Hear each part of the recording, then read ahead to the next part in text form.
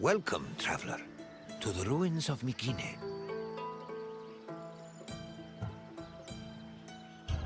These are the Ruins of Makini, center of the old Mycenaean Civilization. It was home to great warriors and heroes. In many ways, places like Athens and Sparta stand on the shoulders of its accomplishments. This tour will take you through its ruins and introduce you to its most important monuments, revealing its history in the process. I hope you enjoy yourself. I'll be waiting for you at the end of your visit.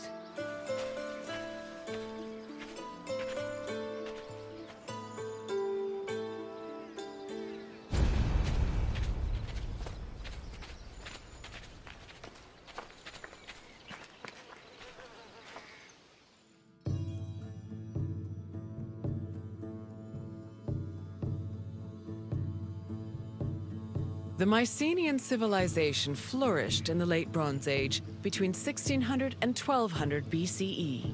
During this period, it was mainly located in the Peloponnese and central Greece. Mycenaeans were known for exploring distant lands. Notably, they battled the Hittite allied city of Walusa in a conflict that was believed to be the inspiration for Homer's Trojan War. But the Mycenaean people didn't only travel to fight.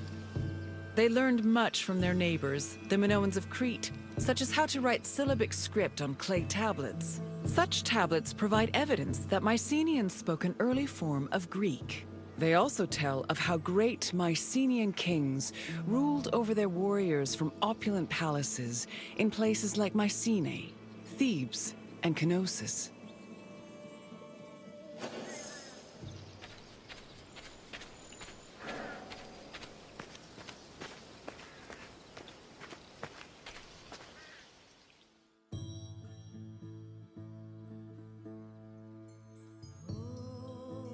The entrance to Agamemnon Citadel, or the Lion Gate, is one of the most iconic monuments in Mycenae.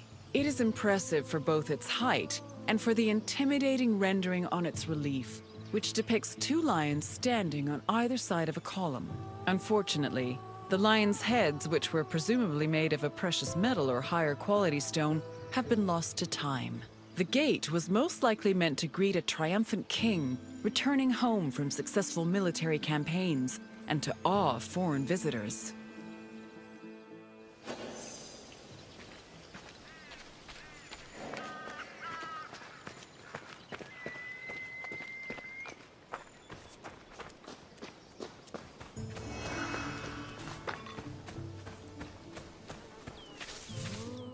When these were discovered by archaeologist Heinrich Schliemann in 1876, he believed the 6 gold-filled graves to be connected with the family of the great king Agamemnon, even going so far as to proclaim a gold mask he found within to be the death mask of Agamemnon.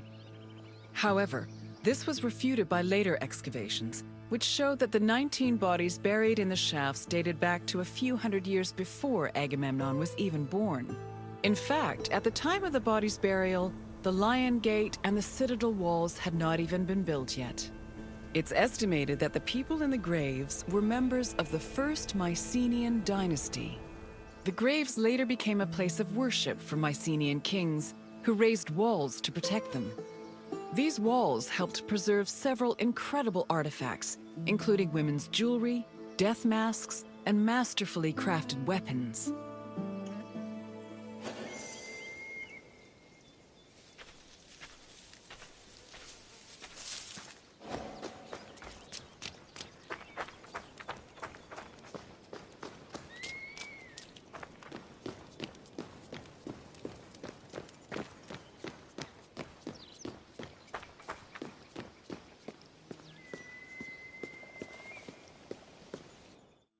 By 1250 BCE, Mycenae was at the height of its power, and its living quarters and workshops were numerous. Houses were built everywhere, from the top of the palace's hill near the king's residence, to the slopes and terraces within the walls, to the nearby hills outside the citadel. At one point, the citadel's walls even had to be enlarged to make room for more quarters. The people who lived inside the citadel were those with high status in either the military, religious, or administrative sectors of the kingdom. This is reflected by the ceramic and metal vessels inside the houses, as well as their painted plastered walls.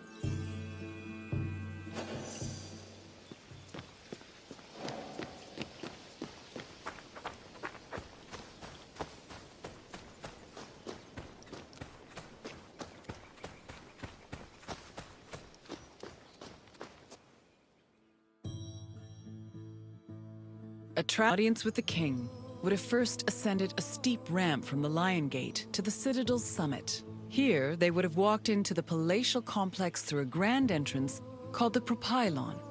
Once inside, their gaze would immediately be drawn to the palace's main hall, a monumental area known as the Megaron. The vividly decorated Megaron, which glittered with precious objects and colorful frescoes in its heyday, was where the king would have received the traveler.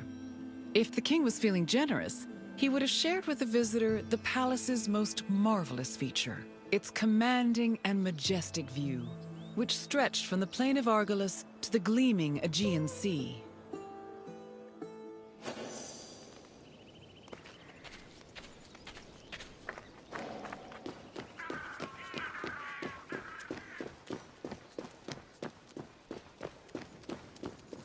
It was in this palace where a legendary Mycenaean king like Agamemnon would have held court. According to Homer and other poets, Agamemnon led the Greeks in the sack of Troy.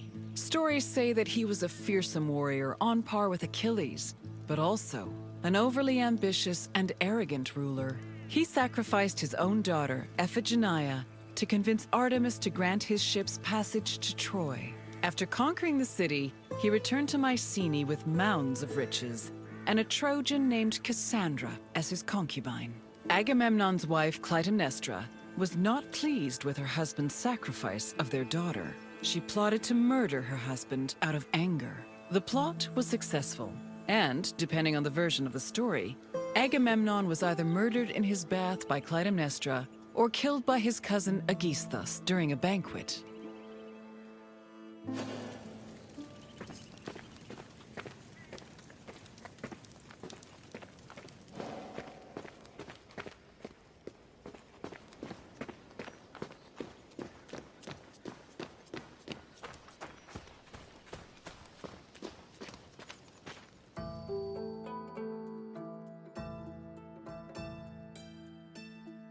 You've completed the tour.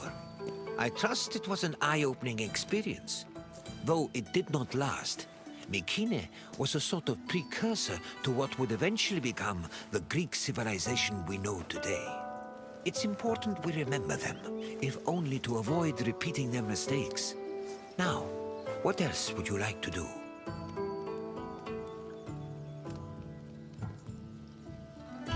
Then, I suppose this is farewell. At least for now. Safe travels.